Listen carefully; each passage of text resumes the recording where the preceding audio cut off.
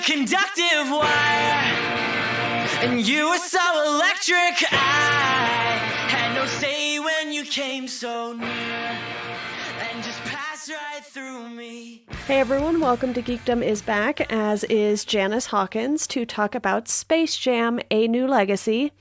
It's been a few weeks since we did the original movie, so if you have not listened to that, go do that because, well, technically you don't have to, but that's fine. Janice, how are you doing today?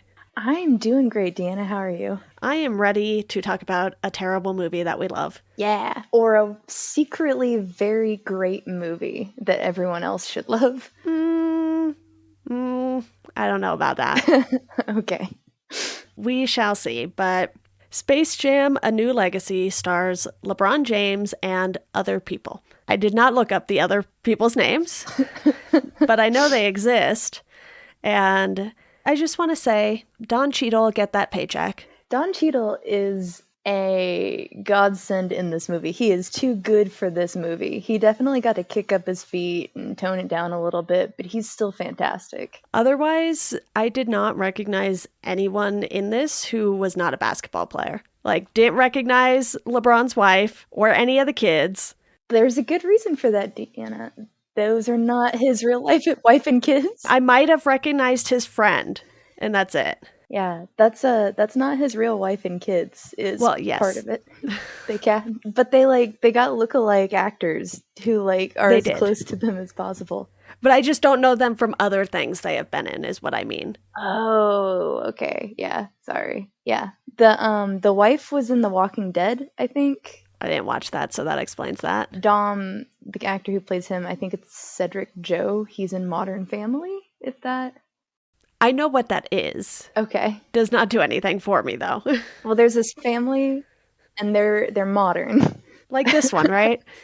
Uh-huh. Wow, Same I made thing. a facepalm. Same thing. But I will say I love the inclusion of the WNBA players. Yeah, WNBA. You know what? I think Diana Taurasi should be in all basketball movies as White Mamba, because that's great. We love it. I loved her snake powers. I loved Arachnica was such a good... That's a great name. It really is. Such a great name. I hope that they went with their powers first, or their names first, and they're like, how do we incorporate this? Oh, well, she's obviously a spider. So great. The designs for them too were just wonderful. Though I would have liked if Arachnica looked a little bit more like a spider, because in some of the animation it looks like she's got a big fox furry tail or something, if you aren't noticing right away. But a lot of it's really good. Can you explain to me why Klay Thompson is wet fire? Because White Mamba made sense to me and Arachnica made sense to me, and I can kind of get the brow. But what is wet fire? I didn't get that one, and I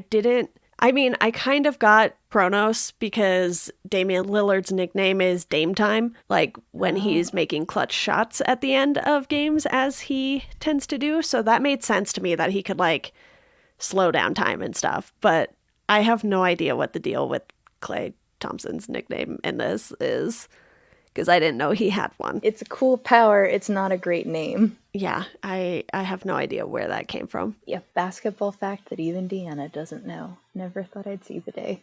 There's a lot of those I don't know. I will say I love the Ernie Johnson appearance.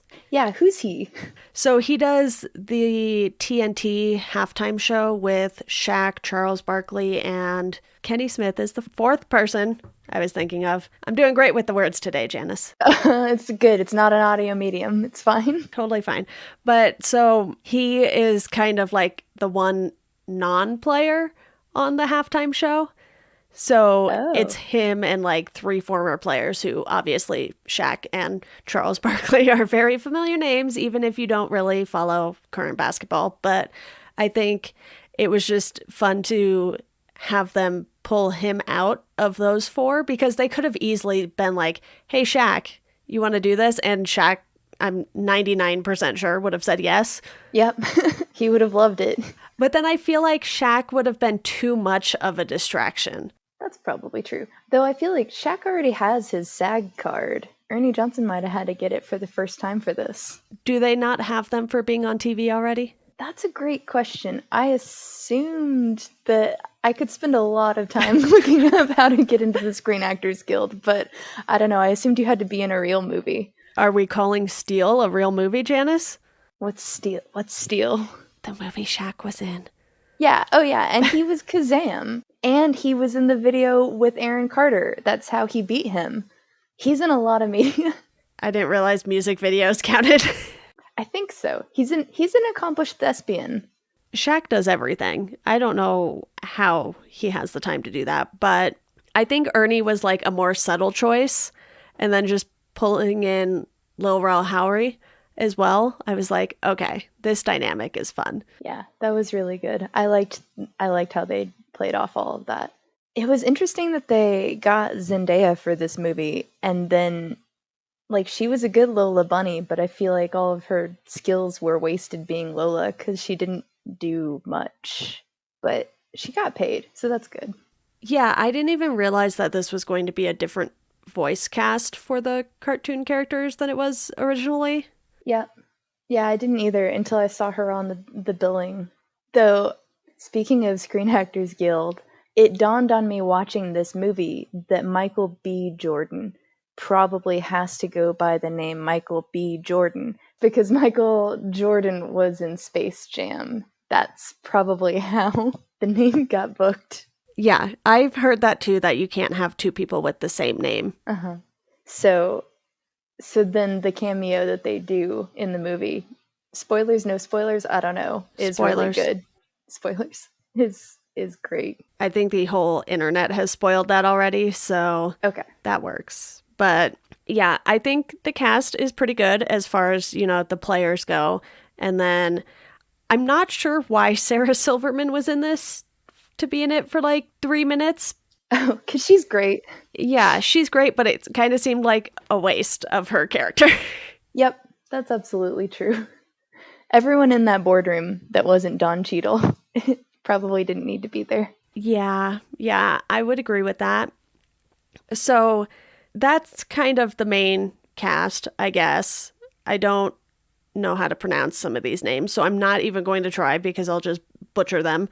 And obviously I don't know if this is part of like LeBron's retirement plan or what, but not gonna lie, I wouldn't have cared as much about this movie if LeBron had not gone to the Lakers.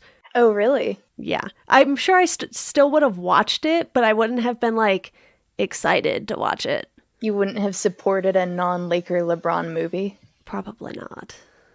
That's I mean, to be cold. fair, I watched it on HBO Max, so it's not like I went to theaters for it anyway. Yeah. Wow, I didn't know your allegiance ran that deep. Yeah. Couldn't root for LeBron until he was on the Lakers. Those are the rules. I have no allegiances in basketball, so I was going to see it regardless. That's fair.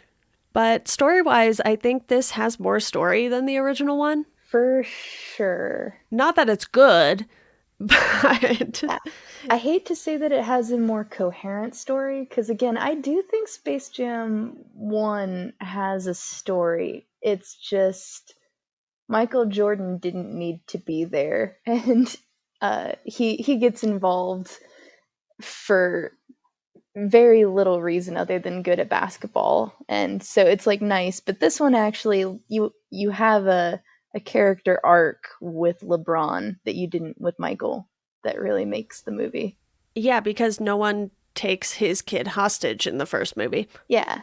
I feel like that changes the Exactly. whole dynamic of everything. And I guess that was kind of clever on their part because they're like, okay, one, we need to modernize the story. And two, LeBron is kind of shown as a big family guy. So it makes sense that they would take that kind of approach for it. And I have absolutely no idea who wrote this movie or like how much input LeBron had. Yeah. But they definitely just like replicated his family. Yeah. It seems like he probably had a lot of say because the way that he comes off in this movie is like from a character arc and growth standpoint, he goes from a pretty okay dad to an amazing dad. And he learns a lot of lessons, but he's never unlikable. You're just kind of like groaning and like, come on, dude, get along with this. Yeah, it's like that hyper successful parent dynamic where they want their kid to like the same thing they like, even though when you have 3 kids, that's probably unlikely. It seems like with NBA families in particular, there's usually at least one kid, if they have multiple kids, who is really into basketball. And then you have some kids who do like either other sports or are just into other things entirely.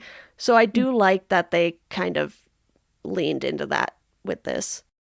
Yeah, and that they like drew it back to there was once a time in LeBron's life where someone handed him a Game Boy and he could have played Pokemon, but no. How dare they make him throw it away? That part did upset me. Also, it's kind of an old Game Boy for the year that they say it is. Like, Yeah. But we won't begrudge them that. Maybe it's all they could find. But I think that's because it was like meant to be a hand-me-down from his friend who got the new one. Oh, true. Yeah. Okay. That makes sense. Like LeBron couldn't afford to have his own Game Boy, or his family couldn't afford to get him one. So I think that's at least how it played off for me. And then, aside from that, there really still isn't that much story. It's like AI captures video game loving son who is struggling to get his father to understand, and father needs to fix it. Yeah. And do you mind if I talk about why I think this movie is actually so I hear a lot of hate and I see a lot of people talking about the cameos and how forced it is and all this, but could I take a minute just to get on a soapbox and talk about the secret genius of this movie, I think? Will it allow me to talk about Scooby-Doo? I can fit it in. Okay. Okay. It's acceptable then. So, okay. I think that there's the family plot and it's good, whatever. But I think the whole WB serververse plot is potentially extremely meta and extremely genius and a very good commentary on society and the way that things are going in the media nowadays. Because the main idea of it seems to be that all the cool technology and innovation will inevitably be exploited, like algorithms looking through everybody's phones, and the minute that Dom shows him that he's got this cool scanning technology to bring things in, he immediately takes it, steals the code, uses it to pull in real people and turn them into half animal, half whatever power things, just so that he can win his little basketball game, right? But then Don Cheadle's character himself is completely AI driven and seems like, they don't even, Warner Brothers didn't even pitch that idea to LeBron themselves. This guy came in and sat down and had a AI tell him exactly what he thought people would like and consume. But overall, it seems like media and entertainment are becoming less and less original is kind of the idea, and the studios are banking off all these safe franchises and sucking the life out of things, what made things unique. And so you've got your path where the Looney Tunes all leave. They get pulled from the Looney Tunes universe, except for Bugs, who sticks to his guns and stays home. And then they ridiculously split into all these other franchises, and they don't fit in those different IPs. You're getting Wile E. Coyote Warboy kind of messes up a lot of the heart and plot of Mad Max Fury Road, or I love Speedy Gonzales and Granny in The Matrix, but that's kind of a huge distraction. So putting all these guys into all these different things is effectively ruining the media and overusing it. And Bugs's hero's journey is to go rip all of his friends out of these different universes and bring them back to his own and destroy the serververse. And at the basketball game, where they have all of the different characters from all the different universes, they don't even have a lot of the good versions of the IP. They have a Hollywood costume version. Pennywise isn't the newest Pennywise. So it seems like it's all a rip on all of this technology. Please tell me about all the cameos that you love in that basketball scene. Okay, so you already brought up Pennywise, which seems to be more like the 2017 Pennywise because they made minor changes to the character for the 2019 It Chapter 2 movie. Mm-hmm. And then you have multiple versions of DC characters. I just had to put DC on here. Otherwise, I was going to be writing the entire movie. But you have Michelle Pfeiffer's Catwoman. You have the 1966 Catwoman, I want to say. And then you have Penguin from Michael Keaton's Batman as well. So the Danny DeVito Penguin. You have multiple Jokers. I think they had like the Joaquin Phoenix one and no, maybe it was Heath Ledger in the 66 one. But there were a lot of like doubles. And then you had the 66 Batman and Robin like right under the hoop, I want to say. Mm-hmm. You also had like a ton of the animated characters. So Space Ghost, Yogi Bear, Magilla Gorilla, the Flintstones, the Jetsons, Rick and Morty have their cameo. You have the Austin Powers stuff. You have the entire Scooby-Doo gang there. Iron Giant. I mean, there's so many. King Kong is there. Like, but then, you know, I've seen a lot of people pointing out that they put in the characters from Clockwork Orange, which I don't think I've ever seen in full. You're better off. But that is like the one thing that people are really upset about. And I mean, Pennywise like kills children. So, you know, there's that too. And you're just like, you all know this movie is made for children, right? You also have Alice in Wonderland. You have the Mad Max characters, Jabberjaw, so many. Animaniacs. Question, though, is this made for children? Because I disagree. I think, hear me out, that all of this meta and like bringing these characters, like kids never watch the Jetsons. They don't see the Flintstones. They haven't seen A Clockwork Orange, just like you said. This movie is just like Warner Brothers sitting there and going, I bet we could make a lot of money if we made another Space Jam movie. That's what the algorithm says. And then they put together this thing and like you follow LeBron the whole time. This movie isn't about Dom, who it could be. He's like an important character and he's got his own plots, but Dom never has like a lesson that he has to learn. Like we're following LeBron learning a lesson. We're supposed to be in his shoes. This is 100% a movie for adults that kids are invited to. Well, you said you watched it with children. Yes. They had a good time. They didn't understand a lot, but they had a good time. Yeah, but I think anytime you just put in like animated characters, that's going to appeal to kids regardless of whether or not they know who the animated characters are. That's true. I was thinking about the difference between, like, Dad learns a lesson in Mitchell versus the Machines versus in Space Jam. And in Mitchell versus the Machines, you're with the daughter as all this stuff happens. It's a different point of view. Yeah, yeah. I get that, yeah. But they also still made this PG and put those characters in from very non-PG movies. Yeah. So I thought that was an interesting choice because they also had... There was a nun, and I thought it was the nun from The Nun, but I think she was from The Devils, which is like a whole different thing that I have not seen. And there were just so many... Who owns The Sound of Music? Is that nuns?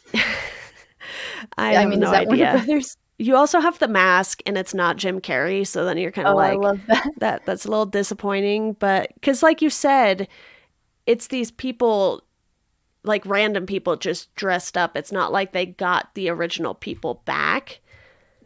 To be honest, couldn't tell that wasn't Danny DeVito, even though I knew it wasn't Danny DeVito because the way they have to do the Penguin's makeup and the nose and like the prosthetics and everything to make that character look the way he does. You'd believe it. You can get by with stuff like that. But even you pointed out like with Pennywise, it just looked like this weird skinnier version of Pennywise that was not nearly as intimidating. It was just a nice clown who had a bad day. Looks a little deflated. Brought a balloon with him, you know? Oh, Jack Sparrow too. That was one of the other ones I caught. Oh yeah.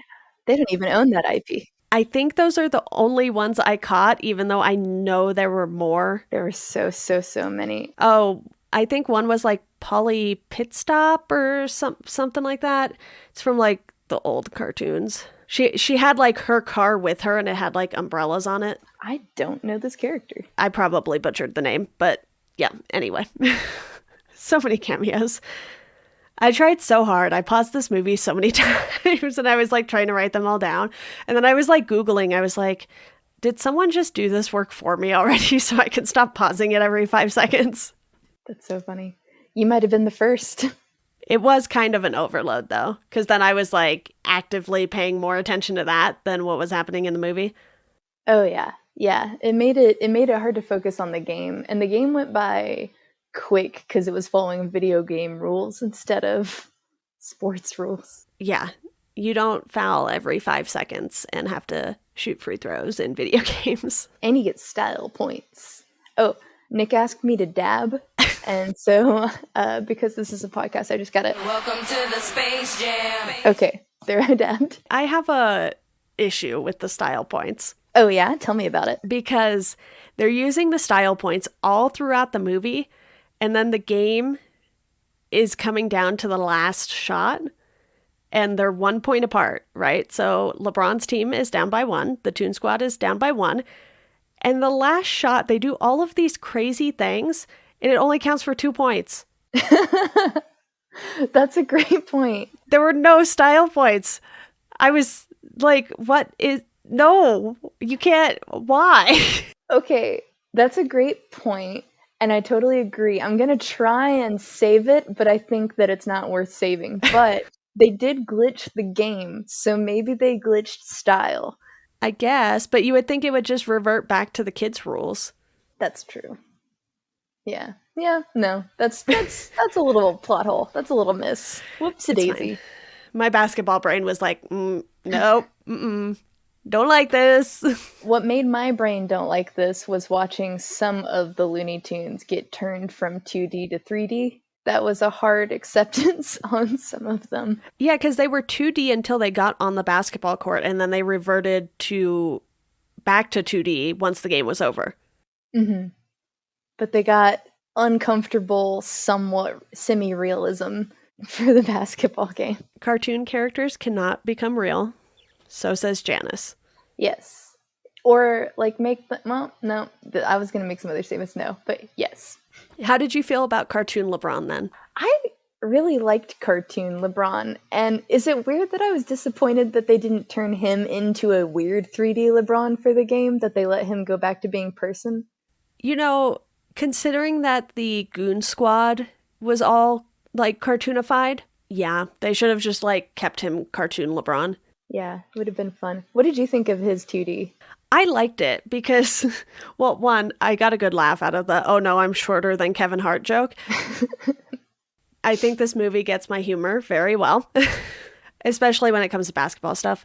But I think, yeah, they should have just kept him a cartoon once they made him a cartoon, because that feels inconsistent because, you know, Dom scans all of the real life players into his app, which is how he ends up being able to, like, video gamify them. Yeah. So it felt like they should have done that with LeBron. But then you have Don Cheadle's character, the AI character, looking like a normal person too, and Dom. So it's like they had to either do it all the way or, like, not at all with the other players. I don't know. So when Al G. Rhythm played basketball, he did transform. It was just when he was on the bench and stuff. Yeah. Oh, did you like his red sweater coach fling the chair moment? That was great. That was the great. basketball reference that I got. I was really proud of myself. Yeah, it seemed like they were a little inconsistent with that stuff. Like, if they were going to be in this video game world, they should have looked like... Because Dom had a video game character of himself. Yeah. But I guess then they were like, we need these people's actual faces. Yeah, and he even modded himself as if he were a video game. Yeah. So he went into that game with his stats all whack. Mm-hmm. It's interesting. Inconsistent. This movie, for a question mark target age, is inconsistent in its logic. Shocking. What the hell? Very surprised, Janice. I think we might be thinking about Space Jam a little too much. I'm definitely thinking about it too much, but I'm banking on the secret hope that it's actually a huge meta commentary for the state of media today.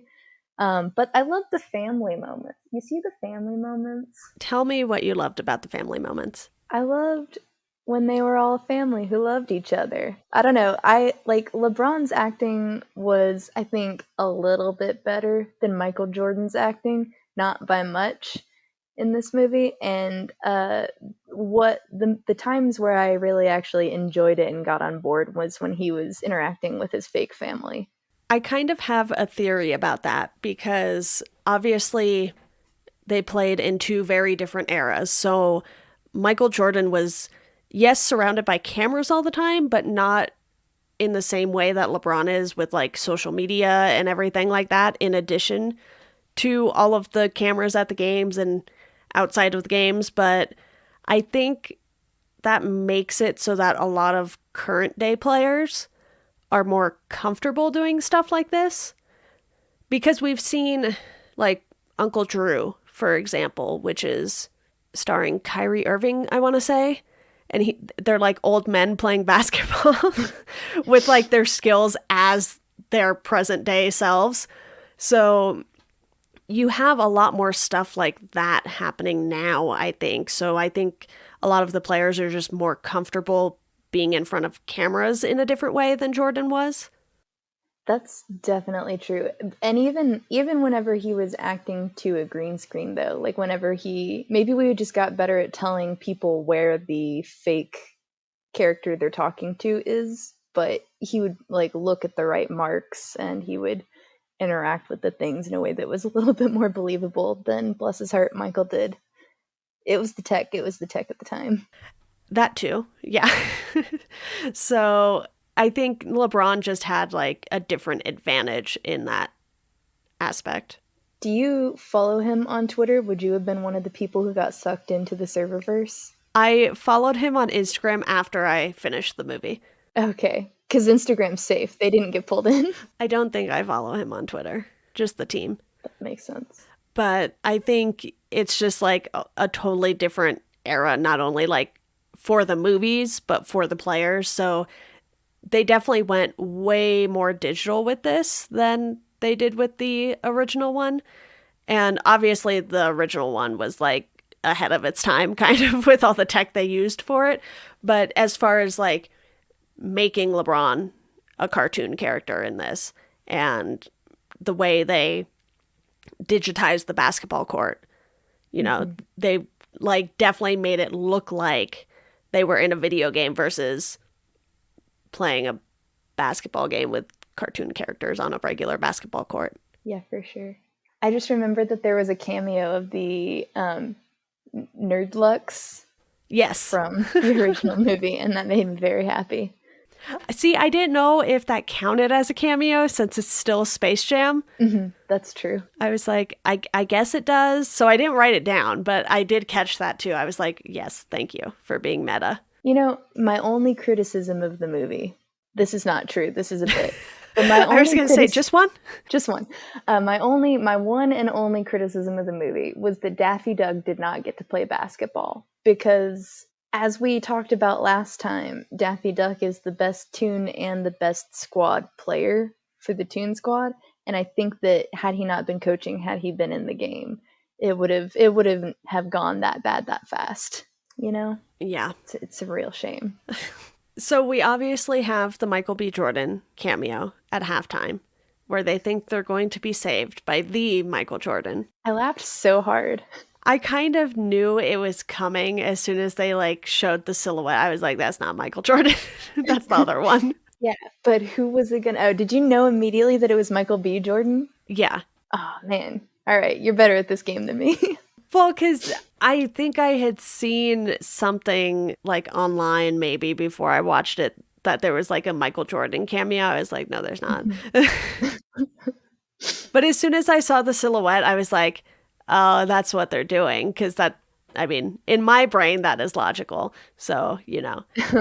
It makes sense. Which I think they only got him because Ryan Coogler was one of the producers on this. Oh, also Michael B. Jordan's cool. He likes anime, so I bet he likes Space Jam. Yeah, I think it's safe to say he's been to a basketball game or two. Mm-hmm. Safe to say that, for sure.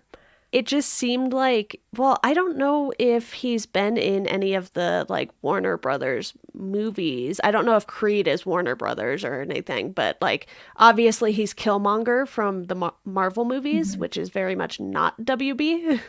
Yeah. Well, and so it brings up a thing that I didn't think about, which is Michael B. Jordan was probably there because he follows LeBron on Twitter, right? Do you think he follows him on Twitter in real life, or do you think that was a bit for the movie? And then also, does that mean that Michael Jordan Prime does not follow LeBron James on Twitter? We shall see. He does follow LeBron on Twitter. Then he was just hiding. Or wait, Michael B. Jordan or Michael Jordan? Michael B. Jordan follows LeBron on Twitter. That's good. He's consistent. Is Michael Jordan Prime even on Twitter? Maybe not. He might not be cool enough to hang on Twitter. This is a flaw in the plan. This is why he wasn't in the movie. I don't think he's on Twitter. Okay, that's why he wasn't in the movie. They were like, you have to follow LeBron James on Twitter to be in the movie. And he was like, sorry, I can't. I don't know how to use Twitter. And they were like, well, all right. Yeah. So that tracks. Obviously, they did their homework. Mm-hmm. I mean, I know Jordan Brand is on all of the social media, but I don't know if Michael Jordan actually is on any of them. Good for him. It always amazes me when I find people who are not on social media. I'm like, how do you do this? This is going to send me down a rabbit hole after this where I look up Ernie Johnson does have a Twitter. Yes. How do you tell if they're following people? You just scroll for a long time? This is not good podcasting. Put it down. We're just going to talk about who follows who on Twitter now. This is our new segment. It sucks. It's great audio content.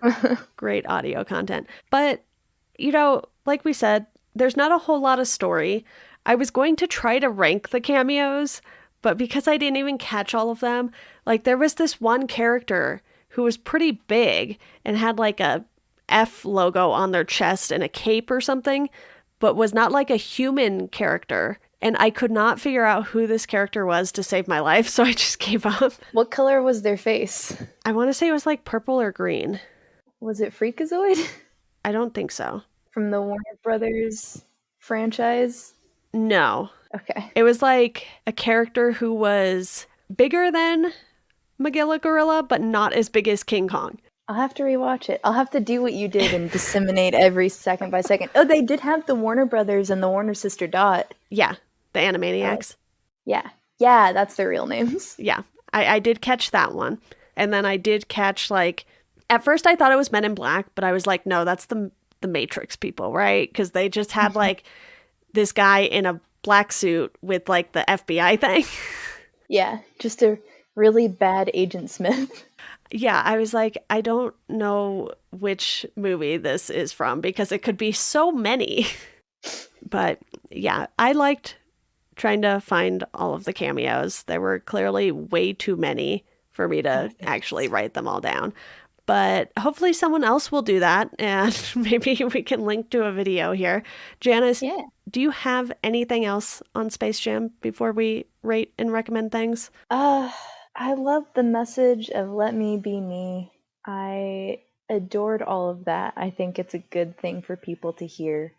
And yeah, that's everything new for me. Yeah, I will say that I did like that all the little worlds were separate. Oh yeah, they had their own little planets. Yeah, so obviously that means Game of Thrones was in this, a big one I forgot to mention because I do not care about Game of Thrones. You forgot about Foghorn Leghorn Dragon Queen? Sure. I don't know what to do with that. Also, Lord of the Rings. Whatever happened to Baby Jane? That was another one that I kept seeing the person and I was like, I can't place this person, but they keep showing this person over and over and over again. Oh yeah, they went to the Harry Potter planet too? Yes, or they just went by it. I don't remember. Was playing Quidditch at one point. I don't think they did any cameos, but LeBron did play Quidditch. Okay. Okay. Oh, yeah, he made the Hufflepuff comment. Yeah, that too. Yeah, okay. It was Penelope Pitstop, not whatever I said earlier. Oh, Penelope Pitstop. Now I still don't know who that is. I knew I was saying the completely wrong name. So, sorry. Words, too many cameos. I don't know. But Janice, this was not a good movie, but it was a fun movie. I gave it a 2.5 out of 5. Oh, okay. I like that. I gave it a 3, kind of the same vein. I think I also gave, I don't remember what I gave the other Space Jam, but It's about the same. about the same. It was fine. Yeah. So, yeah, we discussed recommendations a little before this. I don't know what yours is. I also don't know what mine is yet, so you can go first. Great. No pressure. So we were talking about video games and basketball, and then what I thought of was, I don't know if you've ever heard of this game that's called Barkley Shut Up and Jam Gaiden. Tell me more. It's a video game that was made by some people, like most are. But it was Are you sure an AI didn't make it? Nope, algae had nothing to do with this one. But the plot I won't spoil. You should really Google and or play it. But it's like a parody game that was made after Barkley's Shut Up and Play or whatever it's called, and then also Space Jam. They mashed the two together to make the world's most horrifying and funny video game. And so it's just like the Serververse, kind of, maybe. That truly sounds like something else. It really is. Like, not of this planet.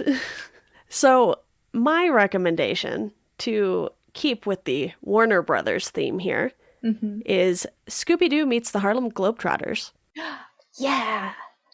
Because I was trying really hard to think of like a basketball related recommendation. And at first I wanted to recommend NBA Street Volume 2, which came out for PlayStation 2. And I was like, well, can't really play that anymore unless you have a PlayStation 2. I think it also came out on GameCube, which I never had one of those. I don't know who still has one of those.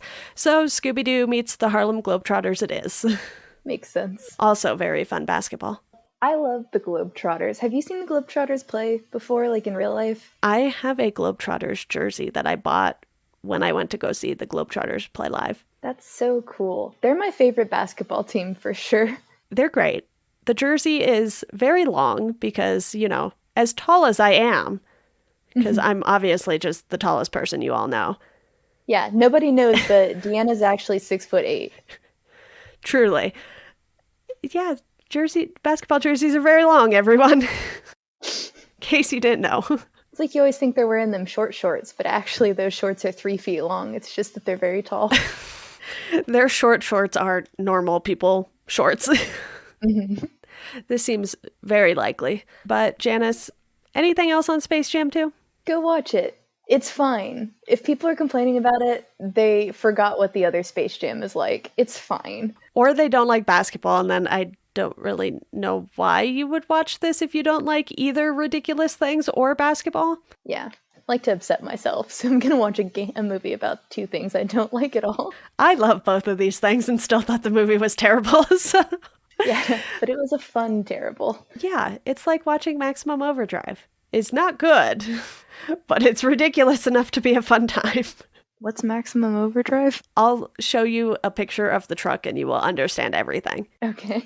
Sounds good. But that wraps this episode of Welcome to Geekdom. Thank you, Janice, for joining me to talk about Space Jam: A New Legacy. Yeah, no problem. Thanks for having me.